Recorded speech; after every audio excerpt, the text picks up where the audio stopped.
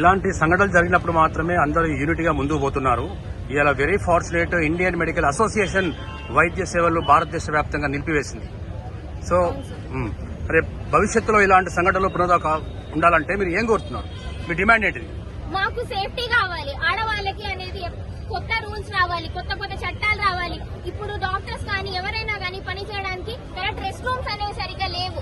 అమ్మాయిలకి వసతులు సరిగా కల్పించాలి. వర్క్ ప్లేస్ లో సరిగా సేఫ్టీ ఉండాలి. సేఫ్టీ మెజర్స్ అన్ని పాటిస్తేనే ఇలాంటివన్నీ జరగకుండా ఉంటాయి సార్. మా డిమాండ్ అయితే సిపిఐ యాక్ట్ అనేది పక్కా రావాలి. సో మీ నిరసన అనేది ఎన్ని రోజులు కొనసాగుతుంది? ఇట్లా ఎప్పటి వరకు అయితే న్యాయం అనేది వస్తుందో అప్పటి వరకు మాది డిమాండ్ జరుగుతుంది. సో ఈ నిరసన దాంట్లో ఎవరెవరు పాల్గొన్నారు ఇక్కడ ప్రెసెంట్ డాక్టర్స్? మొత్తం అన్ని కాలేజెస్, మేము అనంతలక్ష్మి కాలేజ్ నుంచి వచ్చాం. ఎక్కడ? Warangal labour colony.